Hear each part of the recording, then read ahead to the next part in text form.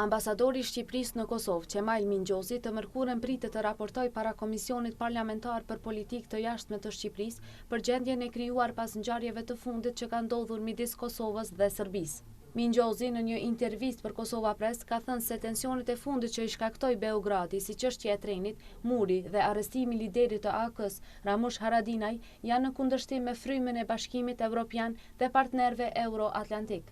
Unë jam ftuar ditën e mërkurë para drejkën Komisionin e Politikës Jashtme të Parlamentit të Shqipërisë për të raportuar për situatën që ndodhen sot marrëdhëniet midis Kosovës dhe Serbisë, marrëdhëniet në rajon, marrëdhëniet midis nesh, domethënë një gamë gjëra.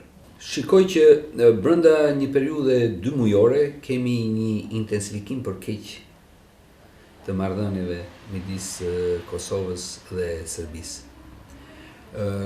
Ka një fluks ngjarjesh që janë pakëndshme në marrëdhëniet midis dy vendeve.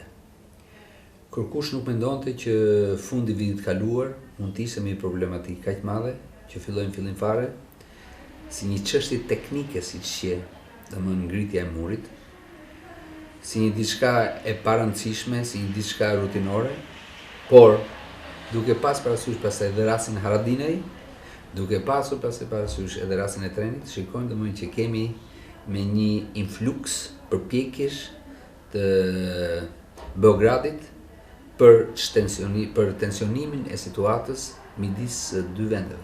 Ai shtoi se është një realitet që është në kundërshtim me frymën e Brukselit, Bashkimit Evropian dhe partnerëve Euro-Atlantik. Tentativat sidomos të këtyre ditëve të fundit flasin për një destabilizim marrëdhëniesh, e cila domethënë do krijonte një problem shumë të madh, jo vetëm për Kosovën, por gjithë rajonin. Çdo kush që prek këto marrëdhënie, çdo kush që prek stabilitetin e Kosovës, padyshim do krijosh një destabilizim, do thonja, edhe më gjerë në gjithë rajonin. Kosova është një pikë kyçe e referimit të faktorit ndërkombëtar që stabilizimi këtu i shërben dhe stabilizimit të rajonit. Dhe po kështu, destabilizimi i Kosovës destabilizon dhe gjithë rajonin. Prandaj ne shikojmë me shumë shqetësim të situatë dhe duam që kjo gjendje të marrë fund një herë për gjithmonë.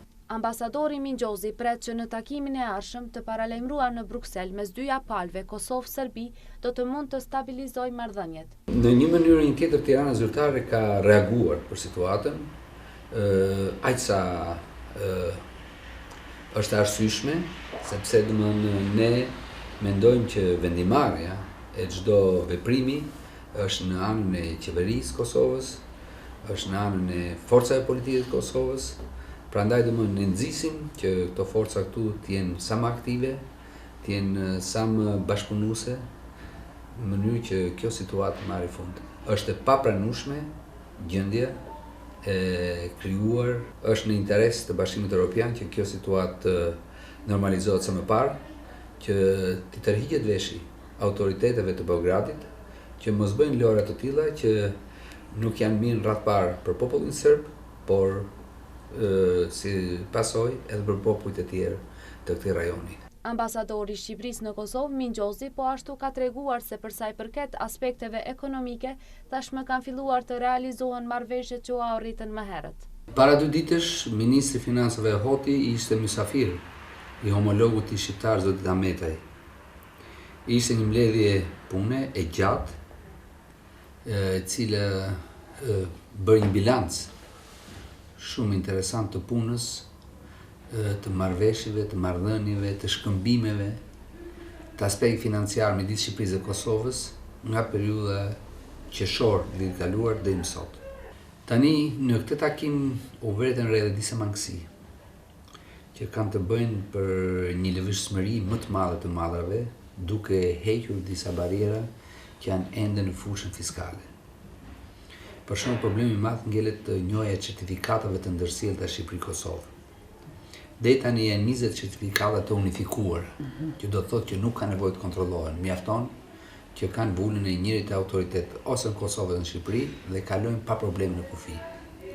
Por prap ngelet për të bërë, janë dhe 50 certifikata të tjera që duhet të unifikohen. Mingjozi thot se pritet që gjatë muajit mars të bëhet inaugurimi i pikës doganore në portin e Durrësit.